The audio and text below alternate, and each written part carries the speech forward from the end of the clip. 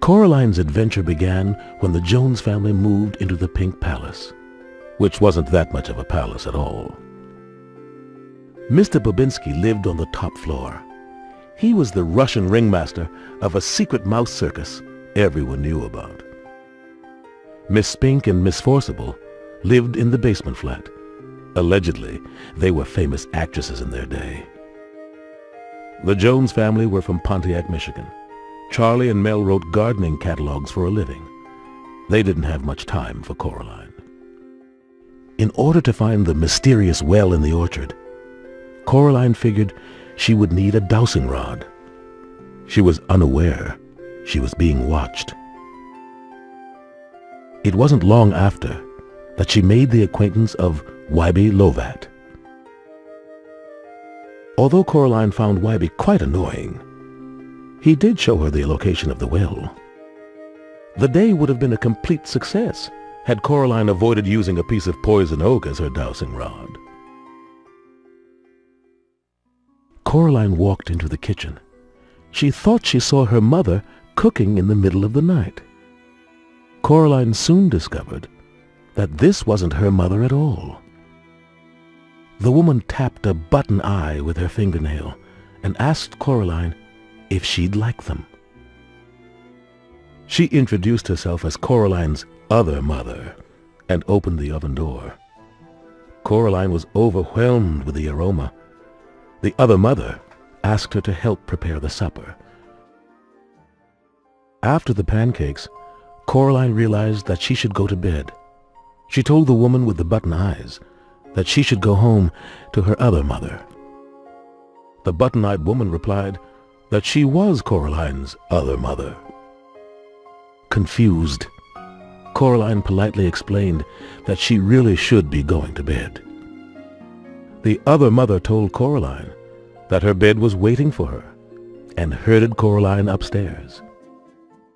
Coraline woke up confused in her real bedroom the next morning. Her dreams had seemed so real.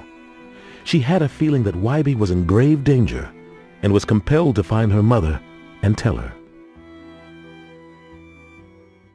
After their Song of the Seas performance, if that is what you could call it, Spink and Forcible appeared high above the stage, each balancing precariously on a seemingly undersized diving board. In a matter of moments, Spink and Forcible transformed their routine into something that was much easier on the eyes. Coraline discovered that she was actually the star of the show. Luckily, there weren't many moves to learn. Coraline soon found herself receiving a round of applause. The other Wybie led Coraline to her other parents. They looked dashing in the moonlight. Coraline's other parents rewarded her with a special present: a shiny new pair of black button eyes. Coraline couldn't believe it. She hoped that it was just some cruel joke. Unfortunately for Coraline, what came next was even worse. Even with parents made of pillows, Coraline went to bed lonely. The combination of loneliness and the fact that pillows are a poor substitute for parents made Coraline realize how much she missed her mother and father. Then, a friend showed up and led Coraline to the two people she needed most in the world: her parents. Coraline's parents would never be able to return on their own. She decided there was only one thing to do. They went back through the little door for one last stand against the other mother. Coraline proposed a game. If she could find her parents and the ghost children's eyes, then she would win and they would all be set free. If Coraline couldn't find them, then she would be the other mother's daughter forever. The other mother agreed to the game with a malicious smile. The other father kept chasing Coraline against his will. Fortunately for Coraline, the tractor smashed a hole in the bridge and fell through it. The other father managed to resist control for one final act. He threw the ghost eye to Coraline as he fell into the water. Coraline caught her breath and decided where to look for the other two ghost eyes. Coraline reached deep into the taffy creature that bore little resemblance to young Miss Spink and Miss Forcible that so delighted the canine crowd just a day earlier. She opened the hands and found the second ghost eye. Unfortunately, she was going to have to fight for it. Coraline didn't have a problem with that at all. All she needed was a little help and a bit of timing. The second ghost eye in hand, Coraline had one more move to make. Coraline was devastated. She had let the rat get away with the third ghost eye.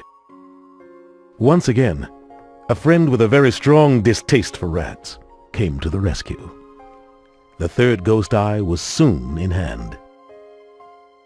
With the world unraveling around them, their final destination beckoned, and a final confrontation with the beldam was at hand. Coraline entered the living room and searched for a sign of her parents. Instead, she found the other mother waiting expectantly. With a sickening grin, the beldam reminded Coraline there was still one condition of the game to be met. Coraline realized where her parents were, and in a moment of questionable judgment, Coraline made a bold and quite unexpected attack. Charlie and Mel dusted the snow off themselves, and Coraline ran to them. They soon had a terrific dinner to celebrate their reunion.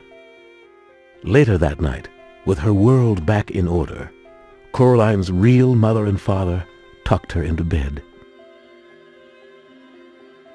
Coraline apologized to her late-night visitor for her rashness and lack of consideration for others, though it did turn out to be the right thing to do. Then they decided that it was time to release the ghost children. Coraline put the eyes of the ghost children under her pillow, and the two of them fell fast asleep.